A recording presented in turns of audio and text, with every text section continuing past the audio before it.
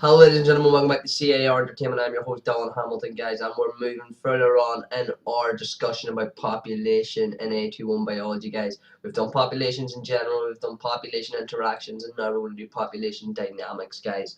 And then I think we're moving on to just a wee bit more of ecology, and then yeah, we'll be done the whole spec. So let's get into population dynamics here. Right.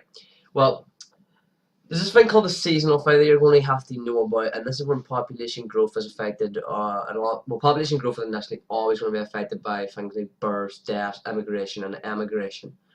These can be told apart with these abbreviations, such as B for births, D for deaths, I for immigration, and E for emigration. When the population will be in equilibrium, or it will be even, whenever the births plus immigration is equal to deaths plus emigration. And the seasonal effect will have an effect on this here, as the migration effect will not be determined by a balance between births and deaths, so it's not a migration effect. Many species will birth in the spring, and therefore there will be large populations, and the temperatures will be high with the fluid being plentiful. The seasonal effect is represented by survivorship curves, and this shows a percentage of individuals surviving over a year as the seasons progress. They also show the number of individuals of a particular species surviving over a period of years. There's two different types of species. You have R-selected and K-selected species. When populations increase rapidly and then they crash because of a prominence of intrinsic rate of natural increase, then these species are called R-selected or R-strategy. When populations remain in the carrying capacity, they are called K-selected or K-strategists. So R-selected. These are unstable or live in unpredictable environments, and they predominate as they have the ability to reproduce quickly.